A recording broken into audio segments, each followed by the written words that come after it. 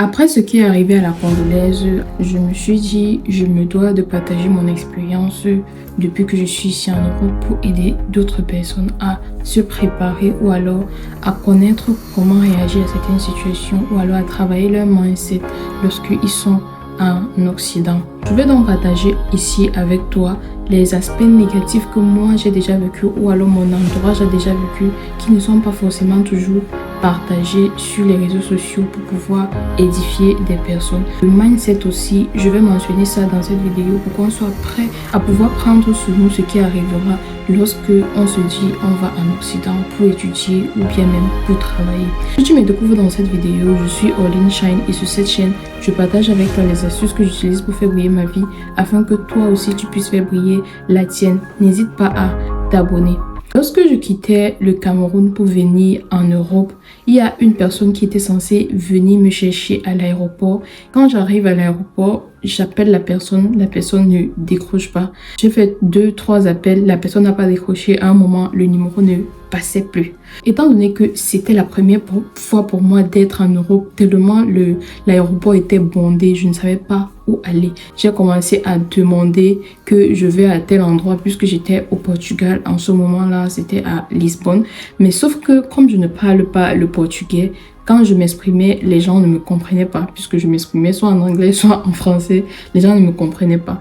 À chaque fois que j'essayais de trouver quelqu'un qui parle anglais, c'était tellement difficile puisqu'au Portugal, ils ne valorisent pas forcément trop la langue anglaise. Je suis arrivée à l'aéroport ce jour-là vers 16h, mais je suis quittée de l'aéroport à 18h tellement j'ai tourné là-bas parce que je ne savais pas où aller pour prendre le bus. Je suis arrivée à la maison chez moi vers 1h, 2h.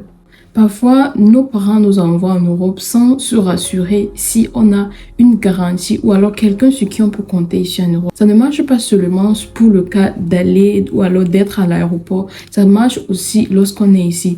J'ai eu à voir des amis qui, du jour au lendemain, ont été renvoyés de où ils vivaient parce qu'ils n'étaient pas chez eux, ils n'étaient pas avec leurs parents ou alors la personne avec qui ils étaient, c'était peut-être juste un ami de leurs parents. Il faudrait que les parents puissent se rendre compte de ça avant de dire qu'ils veulent envoyer leurs enfants en Europe. Maintenant, quand tu arrives chez toi en Europe et que tu loues, il y a toujours des buildings où il y a beaucoup de chambres. Maintenant, comme il y a beaucoup de chambres, tu ne sais pas forcément qui est ton colocataire et la plupart du temps, tu dois sympathiser avec ce colocataire ou cette colocataire-là. Tu vas donc avoir un colocataire qui aime sortir. Peut-être chaque jour, chaque soir, il veut sortir et il va te demander ou elle va te demander de l'accompagner. Tu peux peut-être refuser la première fois, tu refuses la deuxième fois et étant donné que tu vis là-bas pour un long temps, un jour tu vas peut-être finir par céder. Et maintenant, si tu n'es pas assez préparé, tu serais confronté à vouloir sortir chaque jour avec cette personne-là, à aller dans les boîtes de nuit, peu importe, et t'évader, oublier ce qui t'a amené en Europe. Il y a aussi cet aspect-là que quand on arrive en Europe, il y a le fait de vivre avec des gens. Si tu n'es pas assez conscient ou alors si tu n'as pas le mindset qu'il faut, tu peux tomber dans la débauche très facilement. Les stupéfiants sont tellement banalisés ici que tu trouves ça partout et c'est comme si c'est même légalisé, c'est pas un problème si tu prends je vais pas utiliser des mots spécifiques pour que la vidéo ne soit pas censurée, mais c'est tellement banalisé ici que tu peux tellement et facilement tomber dans la débauche et dans la drogue. Tu dois comprendre avant de dire que tu quittes l'Afrique pour venir ici. Le mindset est très important avant de quitter l'Afrique ou alors pour ceux qui sont déjà ici. Autre chose que je rencontre, c'est que je me fais aborder ici par tellement d'hommes, que ce soit des blancs ou des noirs. Ça fait donc que ce ne sera pas forcément pour quelque chose de sérieux. Ils vont te donner leur numéro ou alors ils vont te demander ton numéro. Et par la suite, ils vont t'écrire, est-ce qu'on peut prendre un pot? Et ce pot-là, vous connaissez où ça va finir. Ici, vous n'êtes pas assez préparé ou vous ne savez pas où vous allez. Vous pouvez facilement tomber sur les mains des personnes qui vont peut-être même vous donner de l'argent pour avoir ce que vous connaissez là. Ne croyez pas qu'un jour, vous allez prendre l'argent d'un homme de façon gratuite et rien ne va arriver comme conséquence. l'argent gratuit n'existe pas. Si vous donne de l'argent, c'est parce qu'il y a quelque chose derrière. Je parle de tout ça parce que ça pourrait aider d'autres personnes à peut-être ne pas, si c'est vraiment ce que j'entends parler par rapport à ce qui est arrivé à la fille, que ça puisse en fait s'abstenir, que au moins on puisse avoir ce type d'information là, de savoir que ici en Europe, le SEXE est banalisé. Il y a une étude qui montre que une fille qui vient ici, qui a fait 5 ans d'études ici, je parle des étudiants, qui a fait 5 ans d'études ici, avant d'avoir fini ces 5 ans d'études, elle peut avoir couché avec minimum 40 hommes. Imaginez-vous. Si on ne vous dit pas ça en avance, vous allez croire que non, c'est comme ça. Donc, c'est genre à gogo. Et un homme va te prendre, il va même faire ça avec toi. Il va peut-être, si vous êtes à l'école ensemble, il va peut-être te voir à l'école. Il ne va même plus te saluer. Ce sera comme du ni vu, ni connu. Genre, vous avez fait. Le lendemain que vous voyez à l'école, vous ne vous saluez même plus. Et c'est la même chose avec les relations d'amitié. Je ne vais pas dire amitié, mais camaraderie. Vous serez en classe avec vos camarades de classe. Vous allez sourire en classe, vous allez rire, vous allez taper les commentaires ensemble quand vous êtes dans le groupe en classe. Mais quand il s'agit que vous êtes dehors, ça devient totalement autre chose. Vous pouvez même voir votre camarade de classe dehors, vous le saluez, il ne répond pas. Ceci, ce n'est pas forcément le cas pour moi parce que, étant donné que je suis une étudiante Erasmus et tous mes camarades sont des étudiants à l'international, ils sont un peu plus ouverts que d'autres écoles où il y a plutôt les gens de la localité ou alors du pays où vous êtes. C'est totalement différent. Ça sera du genre, vous allez être en classe, vous allez sourire, mais dehors, si vous voyez la personne, il va faire comme s'il ne vous connaît pas.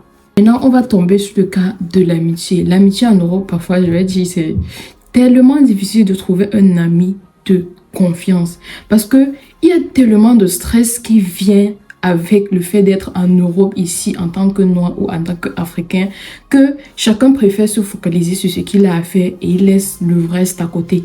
Je vais dire que ce serait bien d'avoir un ami ici avec qui vous parlez chaque jour ou alors de communiquer de façon régulière avec les membres de votre famille. Parce que si cette Alexandra-là n'était pas vraiment en communication avec sa mère, sa mère ne pourrait pas se rendre compte aussitôt qu'elle est en difficulté ou elle est. Moi, je suis une personne qui ne cause pas forcément chaque jour avec les membres de ma famille, mais au moins, Dieu m'a aidé à avoir une amie ici avec qui je suis proche, où on parle chaque jour, qu'on soit en classe ou pas, on communique. Au moins, si vous avez ce style de personne-là à côté de vous, ça pourrait vraiment vous aider à éviter ce genre de choses en fait. Et aussi, rassurez-vous de bien choisir votre camaraderie.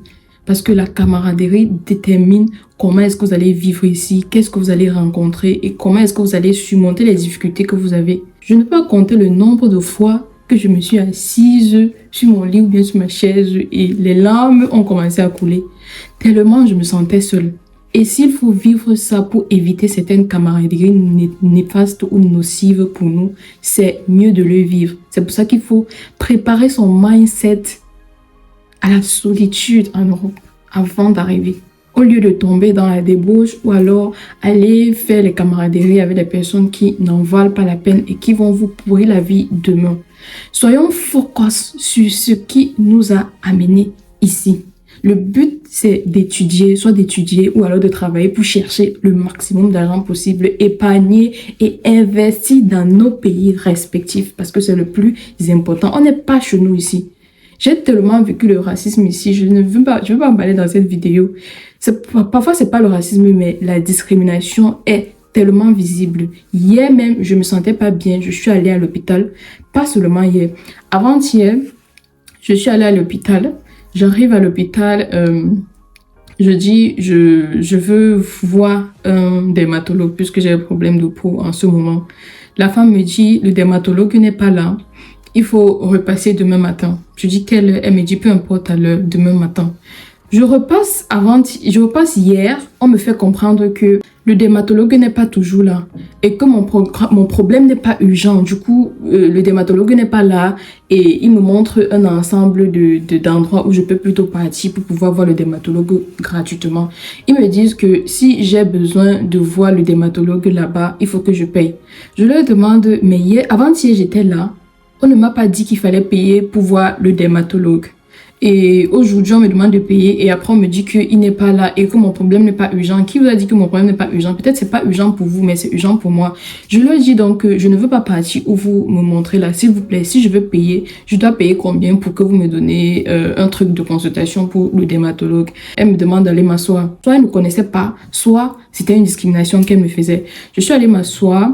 J'ai attendu 1 heure de temps. Après 1 heure de temps, elle vient me prendre. Elle m'amène dans un bureau où il y avait une dame qui était sur la machine. Elle me pose des questions. Comment est-ce que je me sens? Quand est-ce que j'ai commencé à avoir ce problème de peau? Je lui explique. Elle met sur la machine. Après, elle me demande de repasser lundi. Sans me donner un papier pour me dire repasse lundi. Apparemment, c'était pas payant pour voir le dermatologue, de 1. De 2, elles m'ont fait attendre parce que j'ai insisté, parce qu'elles ne voulaient pas me recevoir.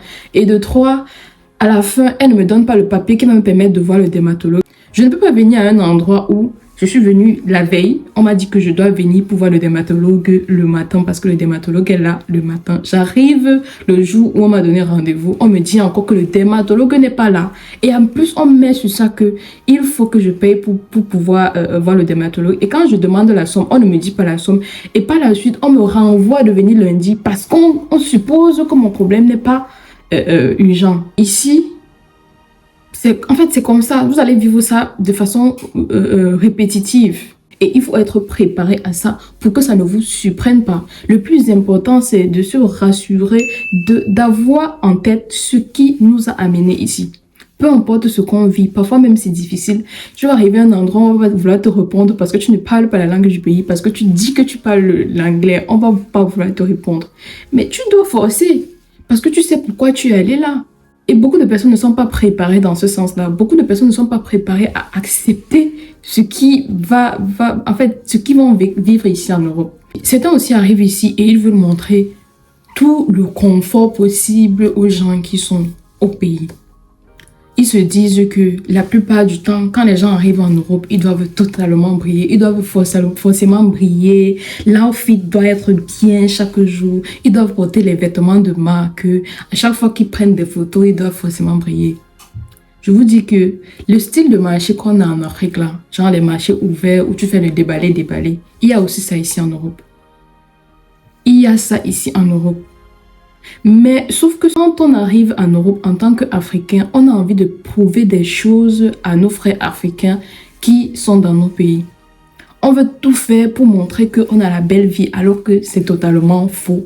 Pour avoir la belle vie ou alors pour avoir déjà une peau propre comme vous voyez les autres qui sont déjà là depuis avoir, il faut avoir de l'argent pour acheter les produits de qualité parce que même les mauvais produits existent ici en Europe. Il faut avoir travaillé dur pour assez économiser et dire que je peux me permettre d'acheter ce style de vêtements, je peux me permettre d'acheter ce style de produit pour pouvoir avoir le niveau que vous voulez. Mais la plupart quand on arrive en Europe, on veut prouver tout à tout le monde. Je ne peux pas compter le nombre de fois où on m'a demandé si je suis vraiment benguiste parce que tellement je suis simpliste, tellement je partage ce que je vois ou ce que je sais, ce qui n'est pas le cas pour tous les Africains qui sont en Europe. Vous venez d'arriver, vous n'êtes pas encore prêt à pouvoir prendre sur vous le fait d'avoir une vie trop brillante alors qu'elle n'est pas vraie, alors que vous souffrez ici en Europe. Vous allez vous perdre. Vous serez du genre à accepter un homme parce qu'il veut vous donner de l'argent. Vous serez du genre à accepter des relations à cause de l'argent. Et ça peut vous amener à avoir tellement de difficultés par la suite. Parce que l'argent que vous recevez n'est pas gratuit. On ne reçoit aucun argent gratuit. Peu importe que vous soyez en Afrique ou en Europe, on ne reçoit aucun argent gratuit. Aucun. Quelque chose aussi qui va vous aider avant que vous n'arriviez ici en Europe, c'est le fait de travailler sur votre gestion de l'argent. Peu importe la somme que vous gagnez, peu importe la somme que vous pouvez avoir, peut-être que vos parents envoient ou alors vous faites des petits jobs ici pour avoir, ou alors vous êtes boursier comme moi. apprenez à manager votre argent avant de quitter l'Afrique. Ou alors, peu importe si vous êtes déjà là et même si vous êtes en Afrique, apprenez à manager votre argent. Ça va vous aider à éviter de tomber dans certaines situations qui pourraient vous coûter la vie. C'est un point très très important. Le plus difficile, c'est que tu restes comme ça, tu te rends compte que tu es éloigné de ta famille, tu es éloigné des personnes les plus importantes de ta vie. Je te dis, ton avenir est incertain. Tu es là, tu te demandes pas. Quand je vais finir la formation, est-ce que je vais trouver le travail? Si je veux rester ici en Europe, est-ce que je vais trouver le travail? Tu te poses des questions. Tu n'as pas de réponse. Et ça arrive à beaucoup de personnes, beaucoup d'entre nous. Il faut être assez conscient, travailler son mindset avant de dire que vous allez voyager. Même si vous avez voyagé, vous êtes déjà en Europe. Travaillez votre mindset à ne pas accepter tout et n'importe quoi. À ne pas accepter tout type de camaraderie parce que c'est ça qui pourrait vous amener à faire des mauvais choix dans vos vies. Je tenais à partager ça avec vous. Dites-moi ce que vous pensez en commentaire. Si vous avez aussi d'autres expériences que vous voulez partager avec nous, dites-nous ça en commentaire. Et si tu as aimé la vidéo, n'hésite pas à mettre un pouce bleu et de t'abonner. On se retrouve à très bientôt pour une nouvelle vidéo. Make your life shine.